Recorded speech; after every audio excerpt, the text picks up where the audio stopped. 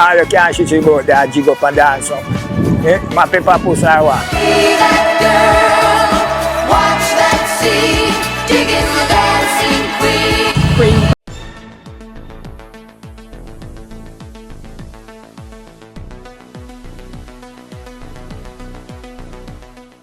Bless up, ABR family and viewers. Welcome back to the channel. It's your girl, Isabel Rose, and in this one, Opposition spokesperson on health, Dr. Alfred Dawes, rejects the response from the Ministry of Health as it pertains to increased levels of deceased babies, as well as residents of East Portland says they demand more than a dancing queen, and former chairman of the Integrity Commission slams lawmakers and the financial secretary of not responding to letters sent from the Integrity Commission. Stay tuned for the details at hand. Don't forget to like, share, and subscribe to the channel. So ABR family, following the news of the 24 babies and some 200 and odd over a 18 months period at the Victoria Jubilee Hospital, and the Ministry of Health CMO coming with a response saying that the babies were fragile.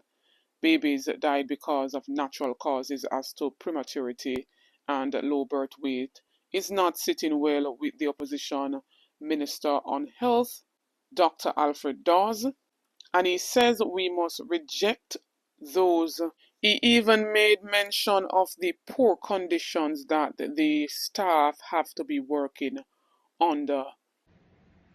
I've taken note of the response from the Southeast Regional Health Authority and the Ministry of Health as to the cause of the deaths of the babies at Victoria Jubilee Hospital. First of all, reject any notion that these babies died because they are premature. Nobody in medicine knows what a fragile baby is. These are real babies. You are admitted to an ICU when you're very sick. A baby is admitted to a neonatal ICU when they are premature or they're very sick. So to say that they're premature and have low birth weight is the reason why they died is like saying that a diabetic died because they have diabetes when you weren't treating the diabetes appropriately. So do not allow them to change the narrative. The other thing that I see going around is that there was no infection, as if this is some great achievement. This actually makes everything look worse, because if it is that it wasn't an outbreak that you can identify and treat, and it is just because of a result of chronic understaffing, poor supplies, overcrowding, and a lack of investment into the development of the neonatal ICU. Plus, there is no relief ICU, neonatal ICU at the Bustamante Hospital for Children, which is the premier institution for neonatal care, or should be, because it's the largest pediatric hospital in the Caribbean. They have no support. So once you are in the neonatal ICU at the Bustamante Hospital for Children, if anything goes wrong there, that is it. There's no relief. The government has not made the investments that has been necessary to upgrade that ICU space, in spite of all the talk that they made in 2015. As a result of that, something as basic as a portable X-ray cannot be used to diagnose respiratory illnesses and whether or not you have air outside of the lungs, the proper placement of tubes, etc. To diagnose air outside of the lungs in some kids, in some babies, what doctors and nurses have to be doing is to shine a flashlight to see if there are any shadows like that. Or when the babies are stable enough, to transfer them to KPH on bumpy corridors while breathing for them using an ambibag artificially to get them to get the scans. It's unacceptable. Do not allow them to change the narrative. All the outrage out there by the parents, the families who have lost their loved ones, and the families now that are fasting and praying as mothers go into delivery at VGH and other hospitals. They have all right to be outraged. Here in Portland, Eastern The Member of Parliament has built no homes for the many new prospective homeowners in the parish. All you can shoot you go there, jig up and dance up. My paper push our Be that girl, watch that scene, digging the dancing queen. Spring Bank finally getting carpet.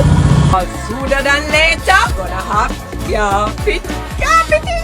Roads is a government responsibility. It's not a political football. So there's nothing to boast about and people still suffering. We need somebody who can come help the youth them. Take them off of the street and give them make them can learn a trade. We want more development in Portland. We want the market.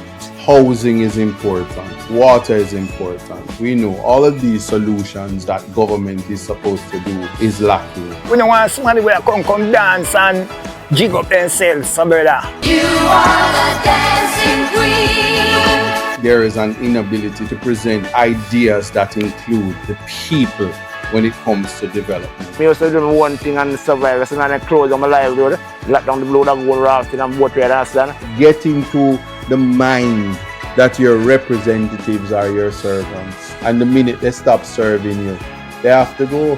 53 years now, I'm on the land. From this a source of water, swamp, you see me? They want to throw away half of the land. They take away the permit, so I'm making no money. And then they just throwing me off.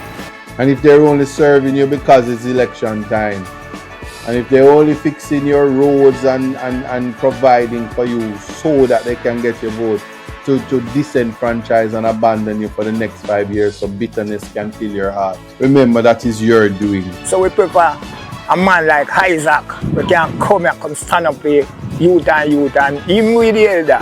You know, see, she has no action, only the dance, nothing more. You are the dancing queen.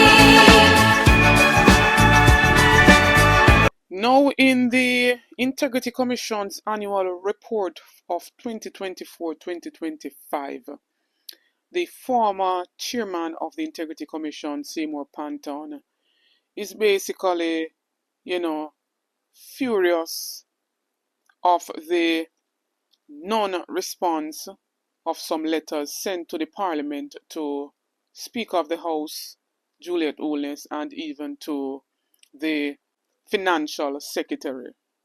Same, no response, no acknowledgement. And he gave his final words in the annual report. He says that the Integrity Commission had good reason to write to the Speaker of the House regarding the conduct of MP in question, who sits on the Integrity Commission Oversight Committee, and to this date, the letter has not been acknowledged. So Juliet Holness know what she do. I guess they're afraid of this MP, and it seems to me this is towards Everall Warmington, or it could be even the Justice Minister Delroy Chuck. He says despite the gravity of the concerns, the individual remains a member of the Integrity Commission's parliamentary committee that oversees the commission and seems to have assumed the lead role in the effort to dismantle the commission, including pushing for changes to its structure and membership. He also slams the Financial Secretary Darlene Morrison, criticizing her for not responding to at least 2 letters from the commission. That's not appropriate behavior by a civil servant, especially one so highly placed.